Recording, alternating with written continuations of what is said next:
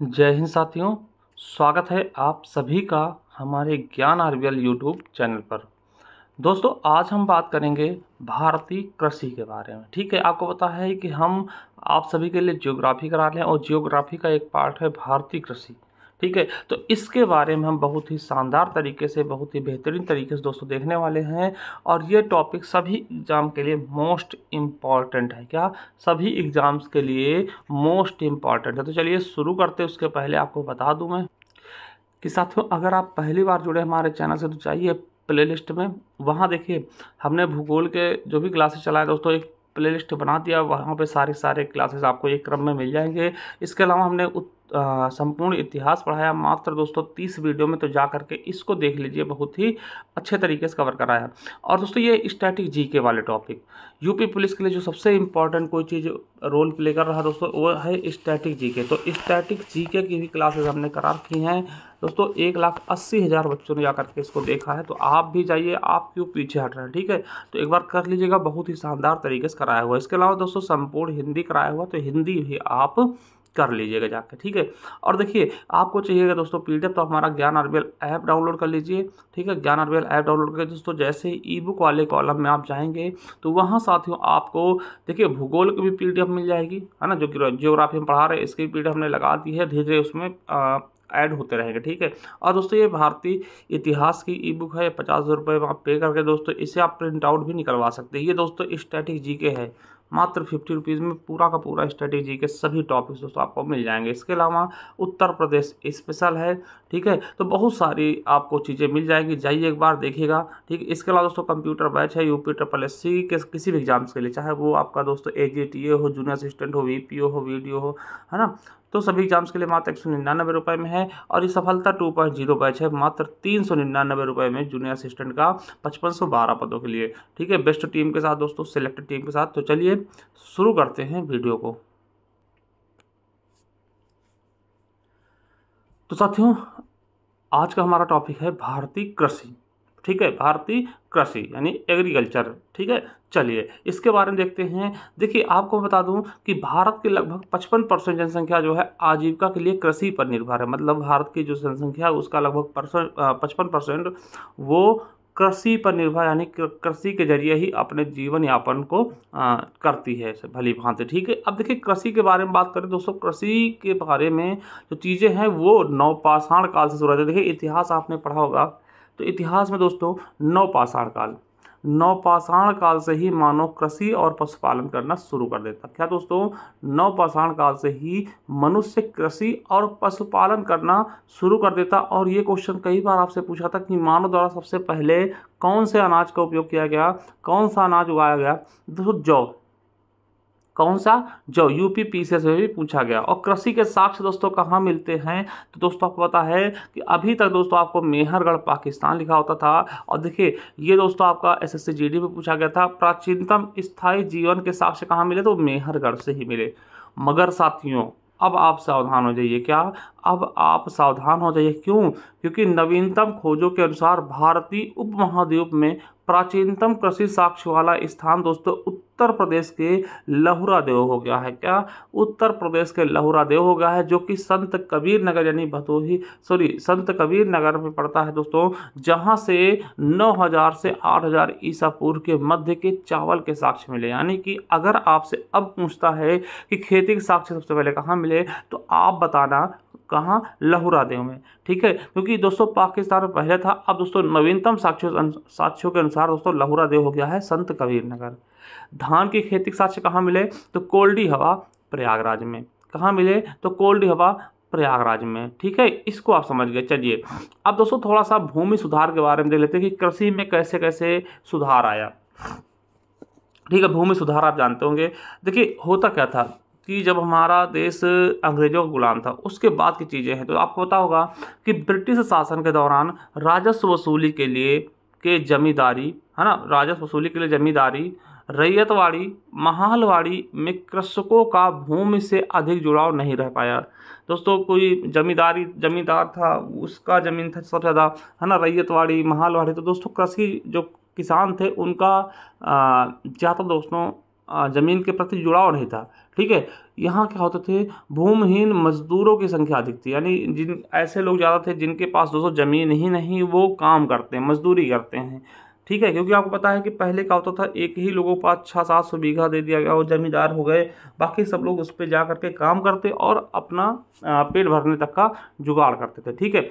आप समझिए, अतः स्वतंत्रता के बाद इन चुनौतियों पर ध्यान देते हुए 1949 में भूमि सुधार संबंधी कानून लाया गया। मतलब समझिए कि भैया कि जब ब्रिटिश काल था तो ज़्यादातर दोस्तों जो खेत होता था उस पर दोस्तों राजस्व लगता था, और वो खेत राजस्व कौन सा होता था, जमींदार होते थे, है ना, इन सब द्वारा, रैयतवाड़ी महलवाड़ी द्वारा, ठीक है। तो क्या होता था कि जब देश आज़ाद हुआ तो देश में सोचा गया कि भैया किसी के पास तो ज़मीन ही नहीं है, अधिकतर लोगों के पास तो ज़मीन नहीं है, और जिनके पास है उनके पास बहुत ज़्यादा है।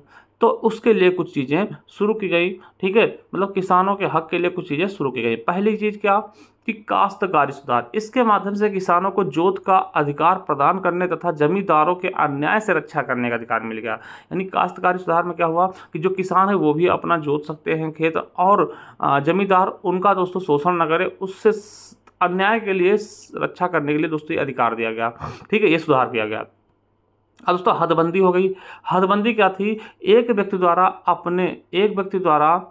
व्यक्ति के द्वारा अधिकार में रखी जाने वाली अधिकतम भूमि की सीमा निर्धारित की गई और अतिरिक्त भूमि को भूमिहीनों में दे दी गई। यानी हदबंदी क्या था कि मान लो दोस्तों आपके पास 100 बीघा ज़मीन है, 100 बीघा ज़मीन, और किसी के पास दोस्तों है ही नहीं ना, बहुत से लोग है ही नहीं, तो दोस्तों 100 बीघा ज़मीन है, तो सरकार ने कहा भैया सुनिए, अब 100 बीघा ज़मीन किसी की नहीं होगी, सबके पास ज़्यादा से ज़्यादा दोस्तों 10 बीघा हो सकती है, 10 बीघा हो सकती है ना, एक मतलब मैं एग्जाम्पल दे रहा हूँ, अधिकतम जमीन एक व्यक्ति के पास 10 बीघा हो सकती है। तो सरकार क्या करेगी कि जो 100 बीघा थी ना, इससे 90 बीघा छीन लेगी, ठीक है, किसके कारण, हदबंदी कारण, है ना, और 90 लोगों में दोस्तों एक एक बीघा बांट देगी। यानी जो 90 लोग थे जिनके पास कुछ भी नहीं था उनके पास भी 1 बीघा जमीन आ गया, तो ये हदबंदी था, ठीक है।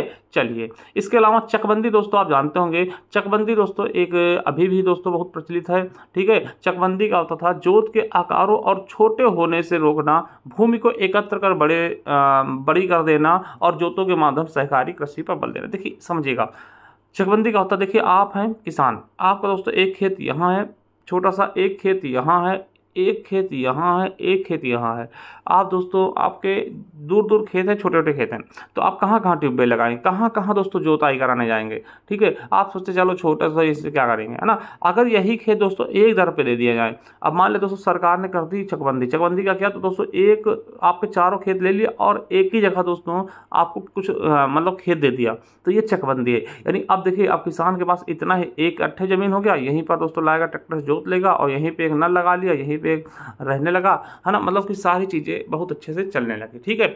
चौथा दोस्तों भूदान आंदोलन।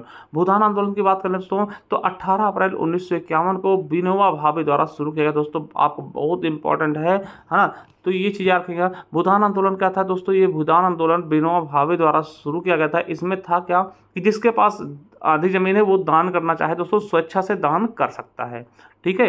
तो ये चीज़ समझ गए, तो यहाँ तक दोस्तों आपने देख लिया।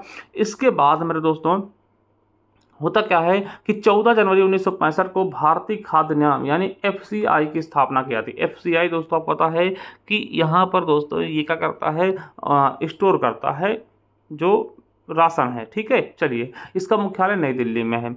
उसके अलावा साथियों कि 1965 में कृषि कीमत आयोग यानी एपीसी का गठन करते हैं ना, कृषि कीमत आयोग दोस्तों एपीसी का गठन होता है, ठीक है। और इसका नाम बदल के 1985 में कृषि लागत और मूल्य आयोग कर देते, यानी CACP कर देते। देखिए अभी तक क्या था, कृषि कीमत आयोग था 1965 में, और 85 में यानी 20 साल बाद इसका नाम बदल के CACP में बदल दिया जाता है। और यही आयोग दोस्तों किसानों की उनकी उपज का न्यूनतम समर्थन मूल्य यानी MSP उपलब्ध कराता है। यानी जो यही आयोग है CACP दोस्तों, यही दोस्तों सिफारिश करता है न्यूनतम समर्थन मूल्य की, ठीक है। चलिए, यानी कि आपसे पूछेगा क्वेश्चन, देखिए यूपी SSC CHSL में पूछा गया, CHSL कर लीजिएगा, पूछा गया वहाँ पे।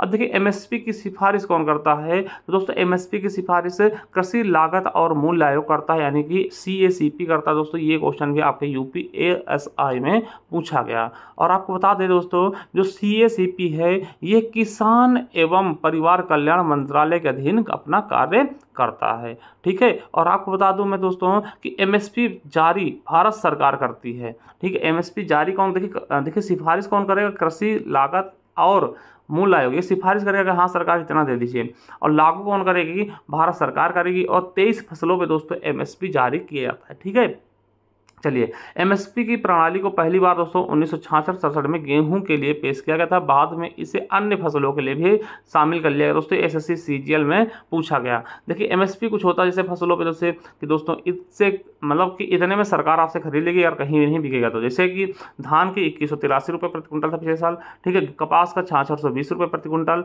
मक्का का दोस्तों 2090 रुपये प्रति कुंटल, और गेहूँ का 2275 रुपये प्रति कुंटल। ठीक है, चलिए अब कुछ दोस्तों ये चीज़ें देख लीजिए, यहाँ से भी क्वेश्चन आते हैं। जैसे इनाम, इनाम क्या है, तो इनाम का फुल फॉर्म क्या होगा, इंटरनेशनल एग्रीकल्चर मार्केट। देखिए ई समझिएगा, ई नाम, ई और NAM, तो ई से होगा ई है ना, और एन से नेशनल, ए से एग्रीकल्चर, एम से मार्केट। ये क्या है दोस्तों, 14 अप्रैल 2016 को प्रधानमंत्री द्वारा कृषि राष्ट्रीय बाजार के लिए ई ट्रेडिंग प्लेटफॉर्म को ई नाम की प्रायोगिक परियोजना का शुभारंभ किया। यानी कि ये प्रधानमंत्री मोदी जी द्वारा 14 अप्रैल 2016 को शुरू किया गया। अगला है ई रकम।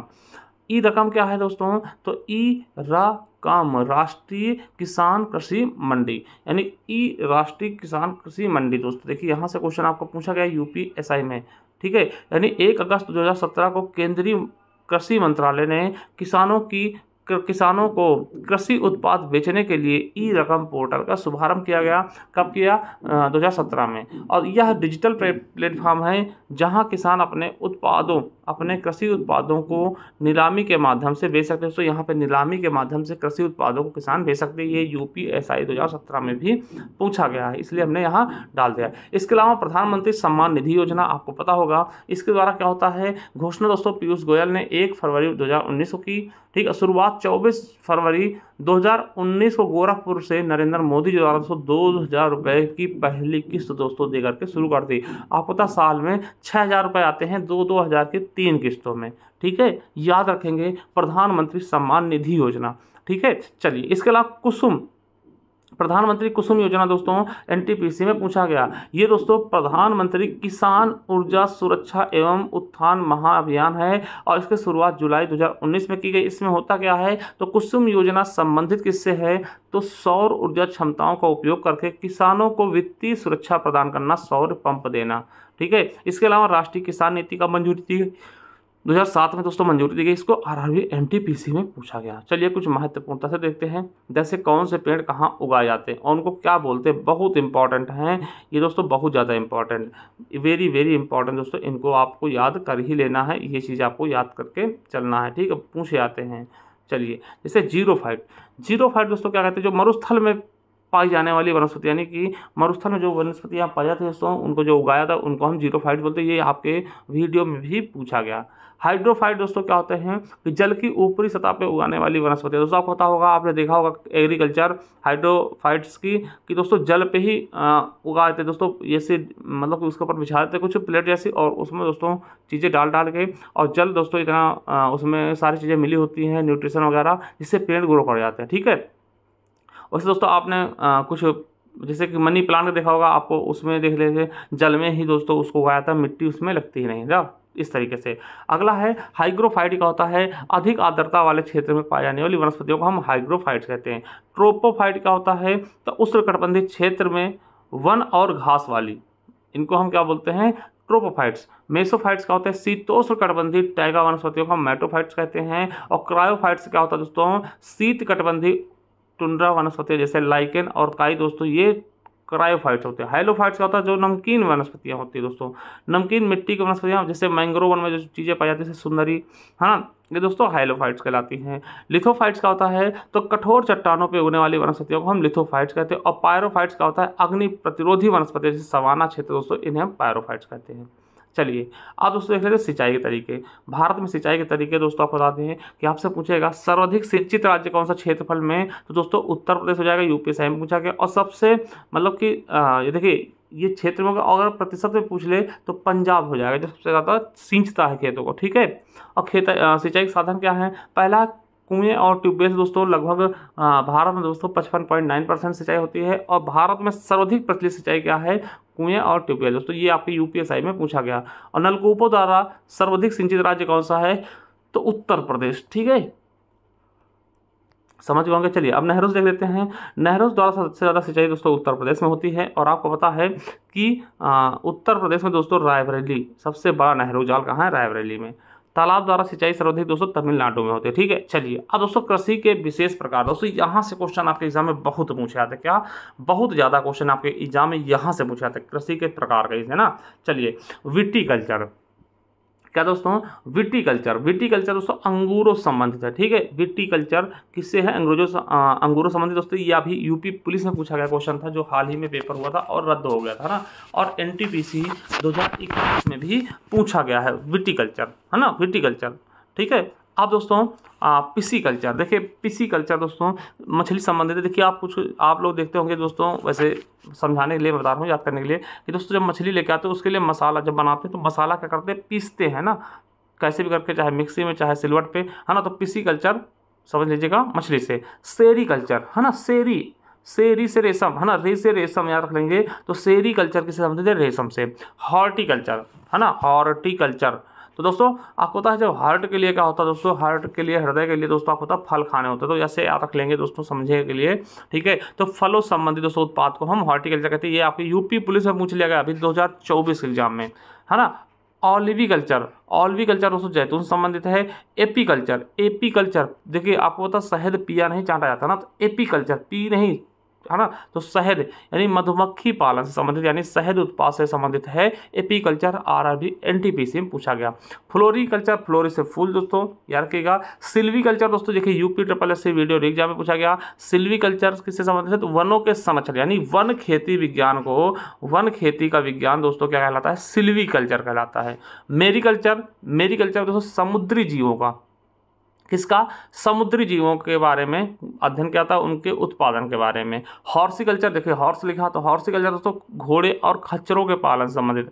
वर्मीकल्चर, देखिए वर्मीकल्चर दोस्तों, है ना, वर्मी कर दीजिएगा। वर्मीकल्चर दोस्तों केचुआ पालन संबंधित आरआरबी एनटीपीसी में पूछा गया। और मोरीकल्चर दोस्तों क्या है? मोरीकल्चर दोस्तों याद रखिएगा ये किससे संबंधित? कीट, देखिए रेशम कीट एवं शहतूत के उपयोगी खेती है ना, मतलब रेशम के कीटों को पालना। और पोमोलॉजी फल विज्ञान। देखिए एक चीज रखिए, मोरीकल्चर दोस्तों पूछेगा रेशम, और मेरीकल्चर पूछेगा तो दोस्तों आपको समुद्री जीव बताना। तो ये चीज़ें आपको अपने दिमाग में भी बिठा लेना है, गलत नहीं करना।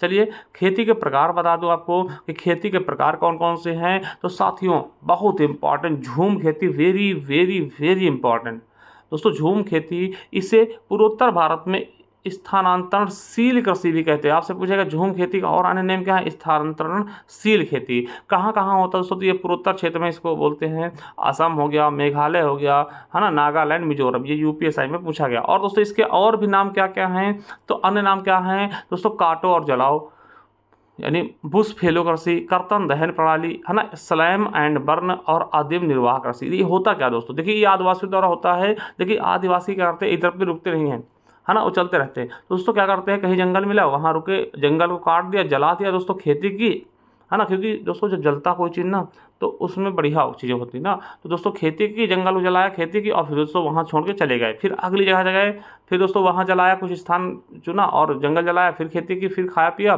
फिर वहाँ चले गए। इसे झूम यानी झूमते हुए, है ना। और काटो जलाओ, काटो पेड़ जलाओ, है ना, बुश फेलो कृषि, कर्तन दहन, काटो और दहन कर दो उसका ना, इसलिए इनको इस नामों से जानते हैं। और दोस्तों ये चीज़ें ना हर राज्य में अलग अलग नाम से आने थी। जैसे आपसे पूछेगा, ठीक है, ये देखिए SSC सीजीएल में पूछा गया अभी, है ना। देखिए आपसे पूछेगा कि मध्य प्रदेश में इसको किस नाम जाता है? दोस्तों मध्य प्रदेश में इसको दहिया या फिर बेवर कहते हैं दोस्तों। ये आपके यूपी पुलिस 2018 और एनटीपीसी में पूछा गया। मणिपुर में से पामलू कहते हैं। झारखंड में देखिए कुरुल या कुरावा या कुरुआ कहते हैं। ये देखिए SSC सीजीएल 2021 और SSC GD 2021 में पूछा गया। केरल में इसे पूनम या फिर पूनम कहते हैं। और पश्चिमी घाट में इसको कुमारी कहते हैं। यानी कि आपसे पूछ लेगा कि दोस्तों झूम खेती को पश्चिमी घाट में क्या कहते हैं? आप बताइएगा कुमारी कहते हैं। पोड़म किस कहाँ कहते हैं? केरल में। ऐसे क्वेश्चन भी आपसे पूछेगा। चलिए अब रोपड़ खेती देख लेते हैं। रोपड़ क्या होता है दोस्तों? तो रोपड़ खेती क्या होता है? ऐसे बागान जहां बिक्री के लिए नगद फसल उगाई जाती है, नगदी फसल उगाई जाए, उसे हम रोपड़ खेती कहते हैं। यूपीएसआई में पूछा गया। और इन्हें ही दोस्तों हम क्या बोलते हैं? नकदी या फिर वाणिज्यिक खेती है ना। वाणिज्यिक खेती यानी नकदी मतलब नगद पैसों के लिए, वाणिज्यिक मतलब व्यापार के लिए, ठीक है। तो ये चीज़ समझिएगा। जैसे आपसे कहा गया कि रबड़, देखिए रबड़ क्या करेंगे आप, उगा के उसको खाएंगे नहीं, गेहूं थोड़ी ना रख लेंगे खा लेंगे भैया। रबड़, कोको, चाय, कहवा, पटसन, कपास, इनको बस उगाया है इसलिए था हम बेच देंगे, ठीक है, समझ गए। चलिए, तो जैसे गन्ना, और गन्ना भी देखिए, गन्ना आप कितना रख लेंगे भाई, खाने के लिए थोड़ी गन्ना यूज करेंगे, तो इसको हम किस लिए करते हैं, व्यापार के लिए, ठीक है। चलिए, रेचिंग कृषि क्या होता है दोस्तों, इस कृषि प्रणाली में प्राकृतिक वनस्पतियां पर विभिन्न प्रकार के पशुओं जैसे भेड़ बकरियों को आदि को चराना रेचिंग कृषि कहलाता है। कार्बनिक खेती क्या यानी ऑर्गेनिक खेती। ऑर्गेनिक खेती क्या होता है, इसमें दोस्तों रासायनिक उर्वरकों और कीटनाशकों का प्रयोग नहीं किया जाता। कार्बनिक खेती जनक कौन है, अल्बर्ट हावर्ड है। क्या है, अल्बर्ट हावर्ड है, ठीक है। जीरो फार्मिंग की बात करें दोस्तों, जैविक खेती में उर्वरक एवं कीटनाशकों का इस्तेमाल नहीं करने से मृदा धीरे धीरे क्या होती है, जीरो फार्मिंग होती है, मतलब फिर वो उसकी आदी हो जाएगी। और सिक्किम पहला पूर्ण जैविक राज्य है जहां रासायनिक उर्वरकों की बिक्री पर प्रतिबंध लगाया गया है। और वहीं दोस्तों उत्तराखंड के नैनीताल जिले के माकंदपुर गांव में 100% ऑर्गेनिक खेती होने के कारण इसे ऑर्गेनिक गांव का संज्ञा दिया गया। और कृषि क्षेत्र में बायोटिक फार्म बनाने वाला भारत का पहला राज्य बना है पंजाब। सीढ़ीदार खेती दोस्तों कहाँ होती है, पहाड़ों पर। पहाड़ों पर है जमीन स्थिर नहीं होती दोस्तों, समतल नहीं होती है, तो जहाँ जहाँ दोस्तों इनको लगता है ऐसे दोस्तों सीढ़ी बना के वहाँ खेती कर लेते हैं। यहाँ ना इनको सीढ़ीदार खेती कहते हैं। आपसे पूछेगा सीढ़ीदार खेती कहाँ होती है, पहाड़ों पर, पर्वतों पर। ये SSC CGL 2019, SSC CGL 2021 दोनों में पूछा गया, ठीक है। चलिए, अब सब बता दें कि पौधों के लिए विकास के लिए 16 तत्व आवश्यक होते हैं। कोई पौधा अगर विकास करता है उसके लिए 16 तत्व की आवश्यकता होती है। कार्बन हो गया, हाइड्रोजन हो गया, ऑक्सीजन हो गया, nitrogen, phosphorus, sulphur, potassium, calcium, magnesium, लोहा, मैग्नीज, जिंक, तांबा और मॉलिब्डेनम, है ना, बोरान और क्लोरान, ठीक है। ये चीज़ें आपको याद रखना है। चलिए, अब दोस्तों एक समितियां तो याद रख लीजिएगा। अशोक दलवाई समिति दोस्तों 2022 तक किसानों की आय दोगुनी करने के लिए इसको गठित किया गया था। आपसे पूछेगा कि किसानों की आय दोगुनी करने के लिए कौन सी समिति का गठन किया गया, अशोक दलवाई। किसानों की आय दोगुनी करने के लिए लक्ष्य कब तक रखा है, 2022 तक, ठीक है। चलिए, अगला है कि स्वामीनाथन समिति। स्वामीनाथन आप जानते होंगे, MS स्वामीनाथन दोस्तों जानते होंगे, है ना, हरित क्रांति के जनक थे। उनके नाम पर दोस्तों ये समिति बनाई गई। विपणन सीजन 2021-22 के लिए सभी अनिवार्य रबी फसलों के लिए न्यूनतम समर्थन मूल्य में वृद्धि की मंजूरी देना दोस्तों, उसके लिए स्वामीनाथन समिति का आयोजन किया गया था MSP के लिए, ठीक है। चलिए, अब दोस्तों भारत की प्रमुख फसलें देख लेते हैं। भारत की प्रमुख फसलें देखते हैं। देखिए 3 ही फसलें होती है प्रमुख, कौन कौन सी, रबी फसल। रबी फसल आपसे क्वेश्चन डायरेक्ट पूछेगा, रबी फसल देखिए इसको बोते कब है, तो अक्टूबर नवंबर ठंडी में बोते हैं दोस्तों, और मार्च अप्रैल में दोस्तों यानी कि गर्मियों के समय शुरुआत में दोस्तों इसको काट लेते हैं, ठीक है। अक्टूबर नवंबर में बोया गया और मार्च अप्रैल में काट लिया गया, जिसको हम रबी फसल कहते हैं। जैसे गेहूँ हो गया, जौ हो गया, चना हो गया, मटर, मसूर, सरसों, अलसी, तंबाकू, आलू, ये सब चीज़ें दोस्तों पता क्या ठंडी में बोते हैं और गर्मी होते थे काट लेते हैं, ठीक है। अब देखिए, चलिए दूसरा है खरीफ फसल। देखिए खरीफ से यूपी पुलिस 2024 में क्वेश्चन पूछा गया कि कौन सी फसल किसकी है ना। तो खरीफ फसल की बात करते हैं। अब देखिए जैसे वो कटा, फिर जून जुलाई में फिर खरीफ को हम बो देते हैं और काटेंगे कब, अक्टूबर नवंबर में काटेंगे। और दोस्तों इसमें क्या होता है, जैसे धान हो गया, मक्का, बाजरा, ज्वार, सनई, कोदो, अरहर, मूंगफली, कपास, गन्ना, ये सब क्या हैं आपके खरीफ फसल। जायद फसल दोस्तों ये कम समय के लिए होते हैं, ठीक है। जायद फसल की बात कर लें तो जायद फसल की बुआई दोस्तों मार्च अप्रैल में होती है, कटाई जून जुलाई में होती है। और याद रखना कि जायद फसल दोस्तों ग्रीष्म ऋतु के दौरान होती है। जैसे फसल हो गया तरबूज, खरबूजा, ककड़ी, जो कम समय के लिए है ना, खीरा, लौकी, लोबिया, ये जेल वार्डन में पूछा गया, यूपी पुलिस जेल वार्डन में, ठीक है। और दोस्तों ये UPSI में पूछा गया था कि कब होती, ग्रीष्म ऋतु में, ठीक है। उत्तर प्रदेश में उगाई गई सबसे न्यूनतम अवधि वाली फसल कौन सी है, तो मूंग दोस्तों सबसे कम समय में उगती है, UP से पूछा गया। यार कहेंगे नोट करके लिख लीजिएगा। तिल उत्तर में खरीफ फसल और दक्षिण में दोस्तों रबी फसल कहलाती है। SSC MTS में पूछा गया कि तिल जो ऐसी फसल है जो उत्तर भारत में दोस्तों इसको हम क्या बोलते हैं, खरीफ फसल, और दोस्तों दक्षिण में इसको रबी फसल के रूप में उगाते हैं, ठंडियों में उगाते हैं, ठीक है। चलिए अब दोस्तों प्रमुख फसलों के बारे में देख ले, क्या प्रमुख फसलों के बारे में देख ले दोस्तों। और आपको पता है कि हम उत्तर प्रदेश के हैं दोस्तों, या अधिकतर करके दोस्तों फसलों के बारे में उत्तर प्रदेश की जानकारी ज़्यादा लेता है, ठीक है। तो चलिए देखिए उत्तर प्रदेश के विशालतम तिलहन फसल में कौन कौन से आते हैं दोस्तों? तो विशालतम मतलब प्रमुखतम है ना, समझिएगा। उत्तर प्रदेश की प्रमुखतम तिलहन फसल कौन कौन सी? तो राई और सरसों। देखिए ये आपके यूपीपीएससी हेल्थ इंस्पेक्टर में पूछा गया क्वेश्चन है। चलिए अब दोस्तों जो पहली फसल हमारी इंपॉर्टेंट फसल है गेहूँ। क्या गेहूँ के बारे में बात करते हैं? तो दोस्तों गेहूँ के बारे में अगर मैं बात करूँ तो प्रदेश की कुल कृषि योग्य भूमि के लगभग 24 हिस्से पे 24% हिस्से, यानी उत्तर प्रदेश की बात की जा रही है। जो प्रदेश की कुल दोस्तों कृषि योग्य भूमि के लगभग 24% हिस्से पर दोस्तों गेहूं की खेती की जाती है। यानी उत्तर प्रदेश में 24% भूभाग पर दोस्तों गेहूं की खेती की जाती है। मिट्टी कौन सी है दोस्तों? दोमट मिट्टी चाहिए, और ये बंद होगा 2023 में पूछा गया था कि गेहूं के लिए कौन सी मिट्टी? दोमट। आपको बता दें गेहूं उत्पादन में उत्तर प्रदेश भारत का सर्व प्रमुख उत्पादक है, यानी कि सबसे ज्यादा गेहूं कहाँ उत्पादित होता है? गेहूं तो दोस्तों उत्तर प्रदेश में। अगर पूछ ले प्रति हेक्टेयर की दर से तब आप पंजाब बताएंगे। अगर प्रति हेक्टेयर पूछ ले तो दोस्तों आप पंजाब बताएंगे, और ऐसे पूछ ले कि सबसे ज़्यादा गेहूं कहाँ उगता है? तो दोस्तों उत्तर प्रदेश में। ठीक है, और गेहूं दोस्तों उत्तर प्रदेश से क्या है? प्रमुख खाद्यान्न फसल, यानी खाने वाली प्रमुख फसलों में से क्या है? गेहूं है। यूपीसीएस में पूछा गया, यूपीपीसीएस में एक क्वेश्चन पूछा गया। वर्षा कितनी चाहिए दोस्तों? 50 से 75 सेंटीमीटर दोस्तों वर्षा चाहिए। ठीक है, और उत्तर प्रदेश में दोस्तों गेहूं खेती कहाँ की जाती है? भाभर और दक्षिण के पठार। भाभर का क्षेत्र आपको बताओ, भाभर के बारे में बताया था, कंकड़ पत्थर वाला। और दक्षिण के पठारी क्षेत्रों को छोड़ दें तो लगभग हर जगह दोस्तों आपके गेहूं की खेती की जाती है। और सर्वाधिक गेहूं खेती कहाँ? तो गंगा घाघरा के दोआब के क्षेत्र में। ठीक है, और आपको पता है कि उत्तर प्रदेश में सबसे ज़्यादा गेहूं कहाँ उत्पादित होता है? गोरखपुर में। और भारत की दृष्टि से पूछे दोस्तों उत्तर प्रदेश में सबसे ज़्यादा गेहूं उत्पादित होगा, और मगर प्रति हेक्टेयर के दर से दोस्तों पंजाब हो जाएगा। ठीक है, गेहूं उत्पादन में उत्तर प्रदेश का प्रथम स्थान है। 2021-22 के अनुसार देश का 32.42% गेहूं अकेले दोस्तों उत्तर प्रदेश ने उत्पादित किया था। ठीक है, चलिए आगे देखते हैं। गेहूं उत्पादन प्रति हेक्टेयर की दर से दोस्तों पंजाब प्रथम है, और याद रखेंगे सरबती गेहूं जो कि मध्य प्रदेश का है दोस्तों, अप्रैल 2023 में इसे दोस्तों जीआई टैग दिया गया। ठीक है, चलिए चावल की बात कर लें। तो चावल की बात कर ले दोस्तों, दूसरे नंबर पर दोस्तों चावल उत्पादन होता है उत्तर प्रदेश में। ठीक है, अगर उत्तर प्रदेश की बात करें तो दूसरे नंबर पे चावल उत्पादन उत्तर प्रदेश में होता है। ठीक है, पहले पे दोस्तों गेहूं कितना स्थान घेरा था दोस्तों? 24%, और चावल का स्थान कितना है उत्तर प्रदेश में? 18%। ठीक है, याद रखेंगे।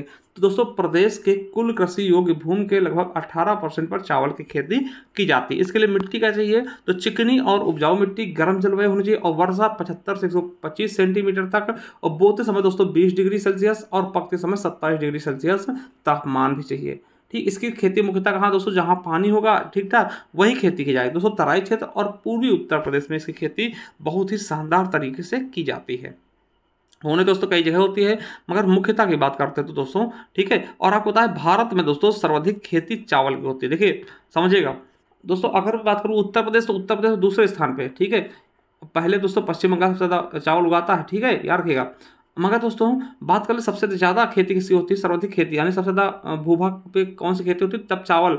अगर भारत की बात करेगा तब, और उत्तर प्रदेश की बात करेगा तो चावल दूसरे स्थान पे होगा। ठीक है, सबसे ज़्यादा जमीन कहाँ घेरती है पूरे भारत में? कौन घेरता है? कौन सी फसल? चावल। ठीक है, और दोस्तों याद रखेगा कि चावल की खेती दक्षिण भारत के राज्यों में वर्ष भर की जाती है। वहाँ 3 फसलें दोस्तों चावल की उगाते हैं। ठीक है, ये एसएससी CHSL में पूछा गया। और चावल उत्पादन बंगाल के बाद दोस्तों दूसरा स्थान है उत्तर प्रदेश का, ये भी आपके यूपीएसआई में पूछा गया। चलिए कुछ चावल के बारे में देख लें। सिद्धार्थ नगर का काला नमक चावल प्रसिद्ध दोस्तों, ये आपके यूपी पुलिस में पूछा गया, मंडी परिषद में पूछा गया।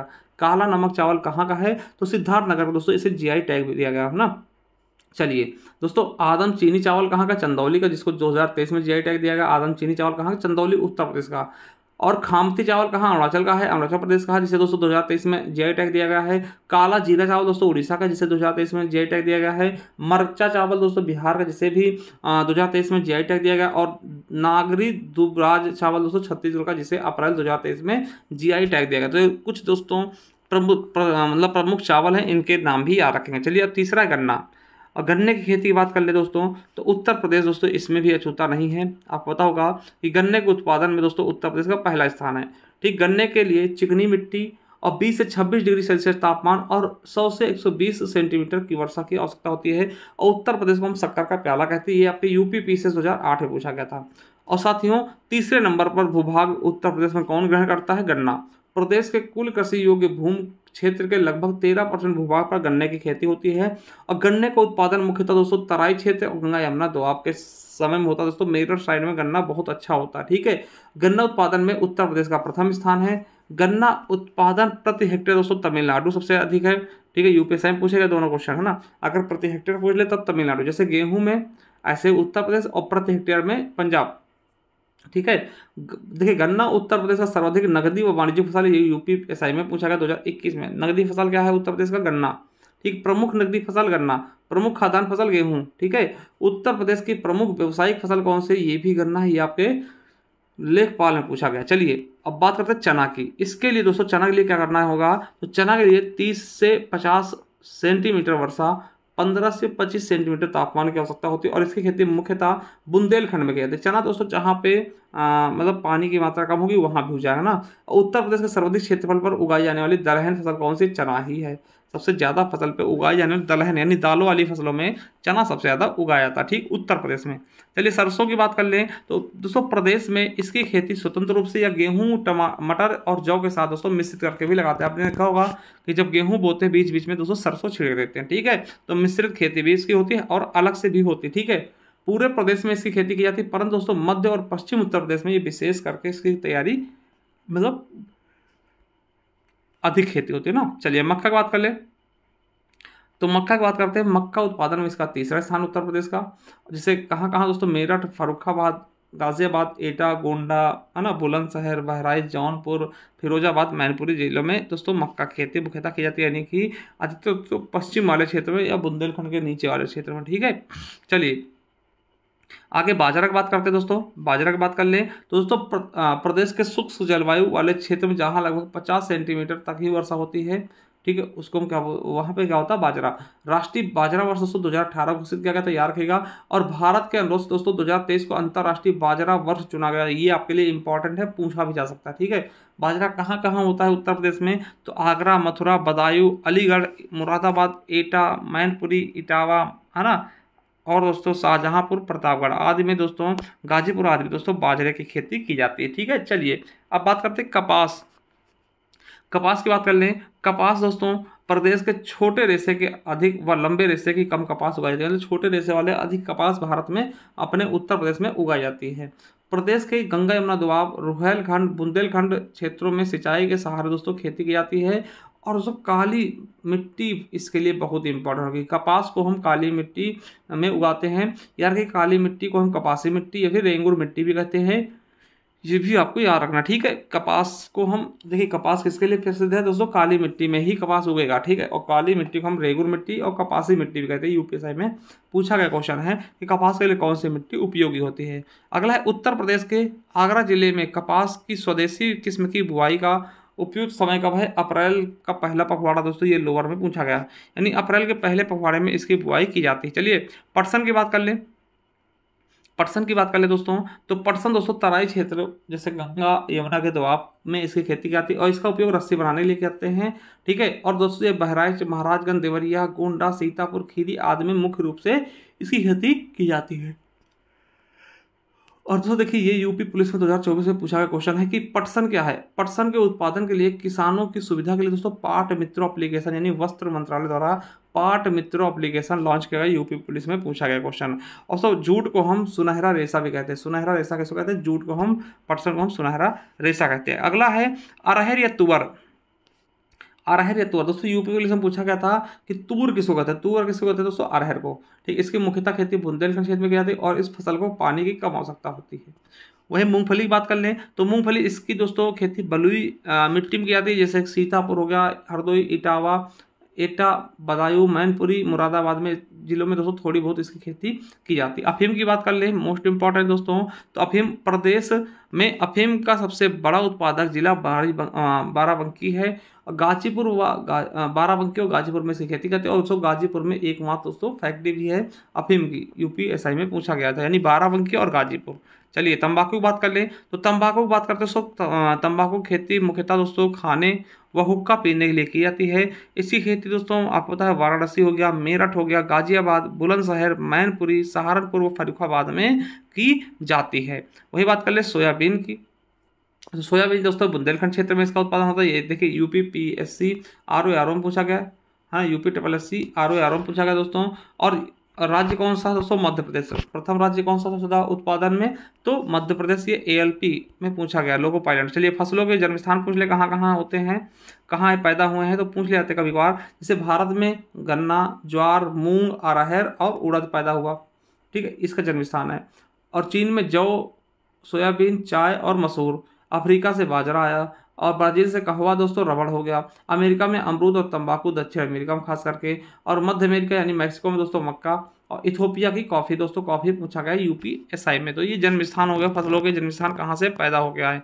चलिए अब उत्पादन की दृष्टि से देख ले कि पहला स्थान किसका है ना, तो ये चीज़ों में जैसे अरहर में दोस्तों पहला स्थान किसका है, कौन सा राज्य का सबसे ज़्यादा अरहर उत्पादन करता है, तो महाराष्ट्र, फिर कर्नाटक, फिर उत्तर प्रदेश, ठीक है। और बाजरा में दोस्तों राजस्थान सबसे पहले, फिर उत्तर प्रदेश, फिर हरियाणा।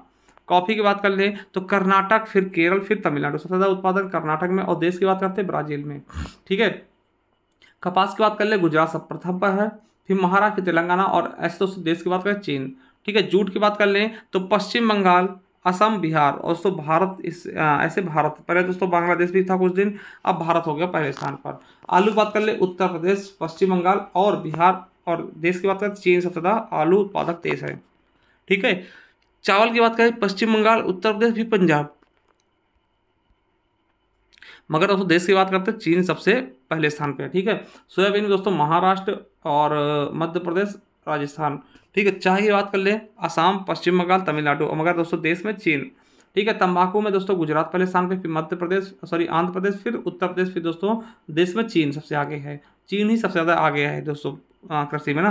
कुल खाद्यान्न उत्पादन में उत्तर प्रदेश पहले पे है, फिर मध्य प्रदेश, फिर पंजाब, और ऐसे दोस्तों चीन है। और कुल फल में दोस्तों उसमें भी आंध्र प्रदेश पहले पे है, फिर महाराष्ट्र, फिर उत्तर प्रदेश, और ऐसे दोस्तों देश में चीन है। कुल मोटे अनाजों में दोस्तों कर्नाटक, महाराष्ट्र, राजस्थान, फिर महाराष्ट्र है। और कुल तिलहन में दोस्तों राजस्थान, मध्य प्रदेश, फिर गुजरात है, ठीक है। तो सारी चीज़ें आप समझ गए होंगे। इसके अलावा कुल दाल में देखें तो मध्य प्रदेश, महाराष्ट्र, राजस्थान, फिर दोस्तों दालों में भारत है। और गेहूं दोस्तों उत्तर प्रदेश, मध्य प्रदेश और पंजाब, फिर ऐसे सबसे ज़्यादा कहाँ किस देश में, चीन में। चलिए कुछ हम क्रांतियाँ देख लेते हैं, कृषि संबंधित कुछ क्रांतियाँ, ठीक है।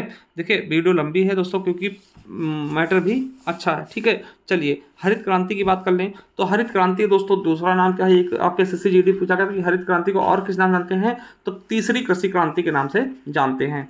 तीसरी कृषि क्रांति के नाम से भी इसको हम जानते हैं। चलिए दोस्तों हरित क्रांति का संबंध कृषि क्षेत्र में उत्पादन तकनीकी में सुधार और कृषि उत्पादकता में वृद्धि करने से है। यानी कि जो हरित क्रांति दोस्तों ये कृषि क्षेत्र में सुधार लाया जाए, उसमें उत्पादकता में वृद्धि लाया जाए, कैसे, ये इसका काम था हरित क्रांति का।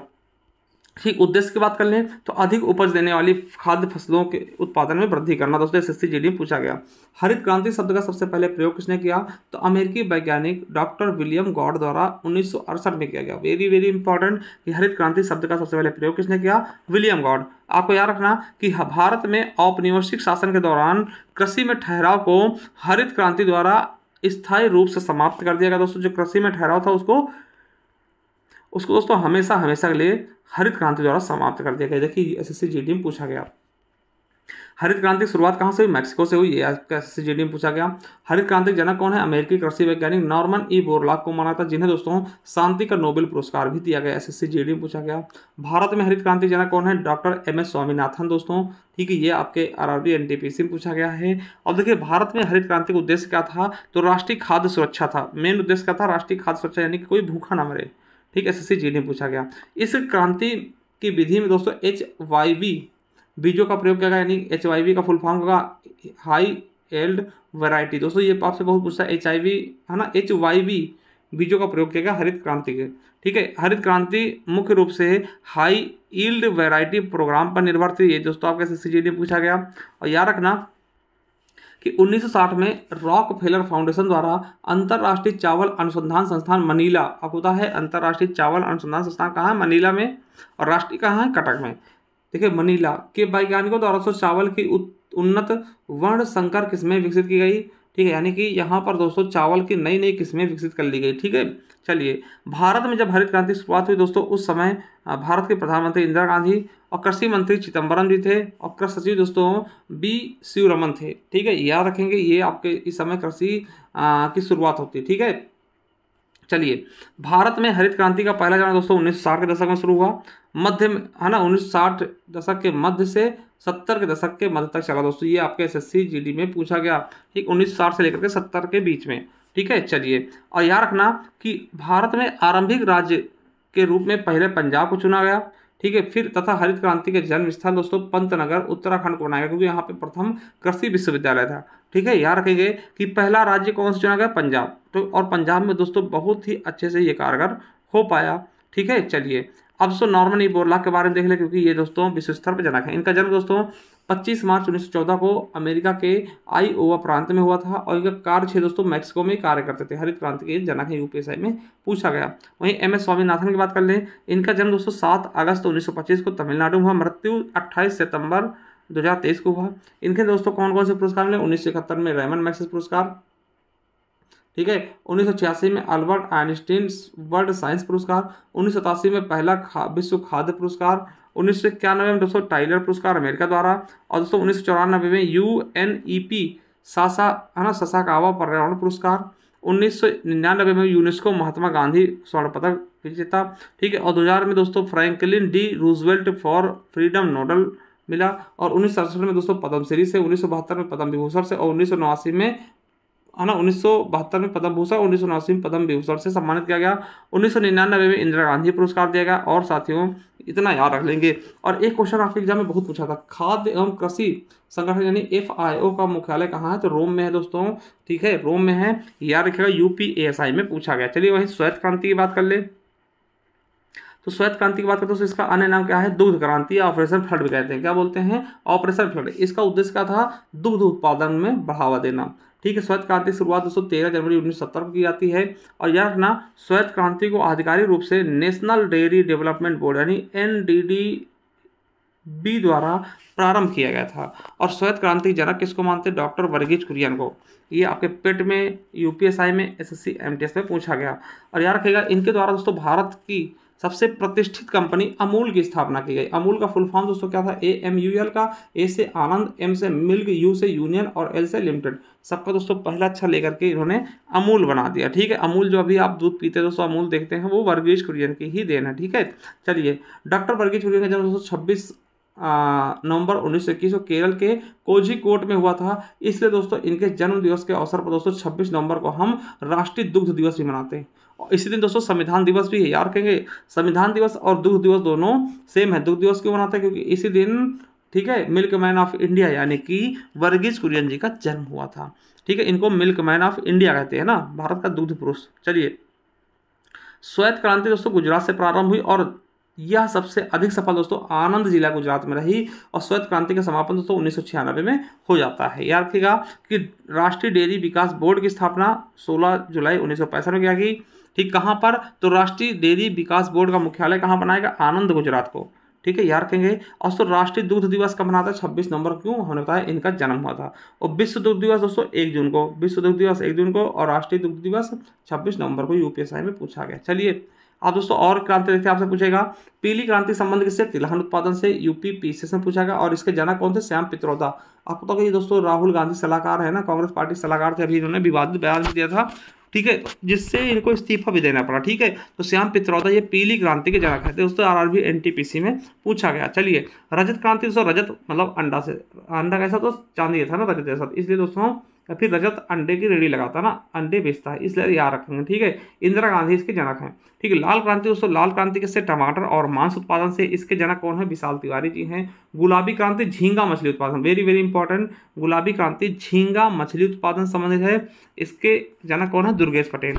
नीली क्रांति मत्स्य उत्पादन यानी मछली उत्पादन से है। यूपी पुलिस में पूछा गया क्वेश्चन है 2024 के कि नीली क्रांति का संबंध किससे है, मत्स्य उत्पादन से। इसके जनक कौन होंगे, तो अरुण कृष्णन व हीरालाल चौधरी, ठीक है। वहीं दोस्तों और भी क्रांति देखते हैं, गोल क्रांति का संबंध आलू उत्पादन से, आलू गोल होता है। बादामी क्रांति मसाला उत्पादन से, कृष्ण क्रांति पेट्रोलियम उत्पादन से, अमृत क्रांति नदी जोड़ो योजना से, हरित सोना क्रांति बांस उत्पादन से, भूरी क्रांति संबंध दोस्तों उर्वरक उत्पादन से। RRB NTPC में पूछा गया, भूरी क्रांति का संबंध किससे है, उर्वरक उत्पादन से। सुनहरी क्रांति फल उत्पादन से, स्वर्ण रेशा क्रांति जूट उत्पादन से, ग्रीन गोल्ड क्रांति चाय उत्पादन से, खाकी क्रांति चमड़ा उत्पादन से, और सिल्वर फाइबर क्रांति कपास से। दोस्तों SSC में पूछा गया, 2019 में पूछा गया क्वेश्चन है, ठीक है, ये चीजें। अब चलिए नाबार्ड के बारे में देख रहे दोस्तों, ये आपका कृषि का सर्वोच्च संस्था है। देखिए नाबार्ड की बात करते हैं तो नाबार्ड का पहले फुल फॉर्म देख ले। नाबार्ड संस्था के बारे में बात करते हैं, इसका फुल फॉर्म क्या होगा? National bank for agriculture and rural development ना, राष्ट्रीय कृषि एवं विकास बैंक इसका पूरा नाम होगा। आपको बता दें ये कृषि ग्रामीण विकास का सर्वोच्च संस्था है। स्थापना 12 जुलाई 1982 को किसकी समिति की सिफारिश पर? शिवरमन समिति की सिफारिश। दोस्तों मोस्ट इंपॉर्टेंट क्वेश्चन है ये, ठीक है। मुख्यालय कहाँ? मुंबई में। दोस्तों आपको बता दें नाबार्ड द्वारा अधिकतम 15 वर्षों के लिए कृषि ऋण दिया था। दोस्तों अधिकतम ये 15 वर्षों के लिए कृषि ऋण देता है। दोस्तों यूपीएसआई में पूछा गया। चलिए कुछ क्वेश्चन देख लें जो आपके एग्जाम में पूछे गए हैं। जैसे कि चींटियों के हमले से बचने के लिए, चींटियों के हमले से फसलों की सुरक्षा के लिए कपूर का प्रयोग करते हैं। दोस्तों ये आपके यूपीएसआई में पूछा गया कि चींटी अगर ज़्यादा है दोस्तों कपूर का प्रयोग करिए, भाग जाएंगे, ठीक है।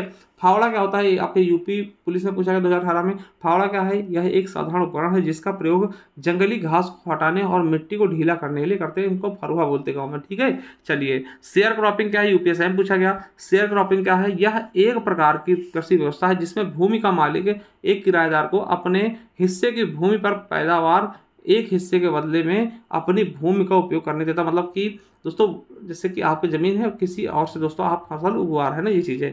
कंपोस्ट क्या होता है? एक अच्छी तरह से सड़े पौधे और पशु अवशेष से निर्मित खाद है जिसको हम क्या बोलते हैं? कंपोस्ट बोलते हैं, कंपोस्ट बोलते हैं। दोस्तों याद रखिएगा ये आपके यूपीएसआई 2017 में पूछा गया है। बहुत ही शानदार तरीके से सारी चीज़ें आप समझ पा रहे होंगे, ठीक है, सारी चीज़ें आप समझ पा रहे होंगे। तो दोस्तों आपको बता दें कि ये हमारा स्ट्रेटेजी के टॉपिक है। दोस्तों ये पूरा का पूरा स्ट्रेटेजी का हमने जो पढ़ाया, आपके यूपी पुलिस में दोस्तों पूछा था, पूरा ये आपको हमारे ज्ञान आरबीएल ऐप से मिल जाएगा। तो इस 50 रुपये माल मिल जाएगा दोस्तों, ज्ञान आरबीएल ऐप पे जाइए वहाँ से, या फिर दोस्तों इस नंबर पर आप 50 रुपये पे करके गूगल पे, फोन पे, पेटीएम करके हमसे इसी नंबर पर व्हाट्सअप, ओनली व्हाट्सअप करिएगा, कॉल नहीं, ठीक है, करके हमसे ये ई बुक भी प्राप्त कर सकते हैं दोस्तों। और ज़्यादा जानकारी के लिए दोस्तों आप जाइए हमारे ज्ञान आरबीएल ऐप पर, उसे डाउनलोड करिए दोस्तों। वहाँ पर आपको चाहे आपके इतिहास की बुक हो, है ना, भूगोल की बुक हो, या फिर मेरे दोस्तों स्ट्रैटेजी के हो, यूपीएस स्पेशल, सबकी सारी ई बुक्स आपको वहाँ से मिल जाएंगी। तो देरी किस बात की, एक बार जाइए, विजिट करिए। चलिए थैंक यू, मिलते हैं किसी नेक्स्ट वीडियो, तब तक के लिए जय हिंद, जय Bharat, Vande Mataram. Thank you, love you all.